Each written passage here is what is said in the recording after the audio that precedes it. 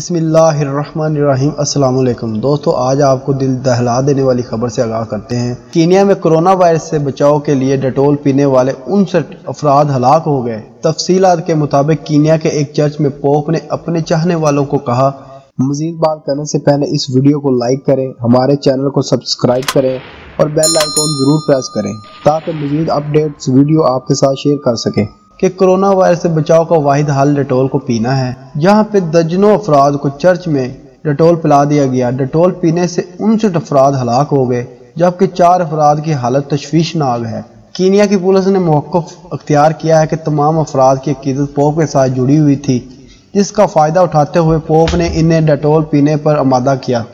Dettol پینے والوں کی تعداد 63 ہے، تاہم ان میں سے 59 افراد زندگی کی بازی ہار چکے ہیں جبکہ 4 افراد کو انتہائی نگہداشت یونٹ میں رکھا گیا ہے جن کی حالت تشویشناک ہے۔ کورونا وائرس کے سر اٹھانے کے بعد سے ہی مختلف ممالک کے چھوٹے اور بڑے پسماندہ علاقوں میں مختلف ٹوٹکے اپنائے جا رہے ہیں جو کہ انتہائی خطرناک ہیں، تاہم ہمیں ویکسین کی دریافت ہونے تک احتیاطی تدابیر پر عمل پذیر ہونا ہوگا۔ عالمی ادارہ صحت کی جانب سے بھی جاری کردہ رپورٹ کے مطابق سوشل میڈیا پر چلنے والے مفروضوں میں کوئی حقیقت نہیں۔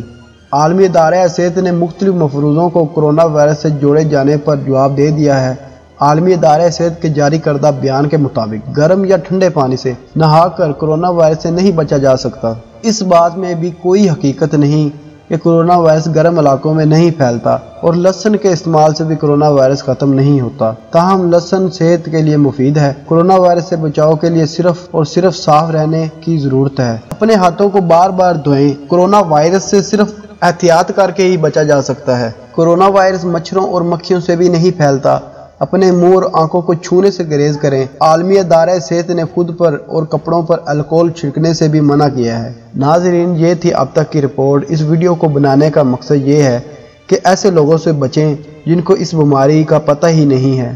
اس بیماری سے بچنے کے لیے احتیاط ضروری ہے۔ اپنا خیال رکھیں اور خود کو صاف ستھرا رکھیں۔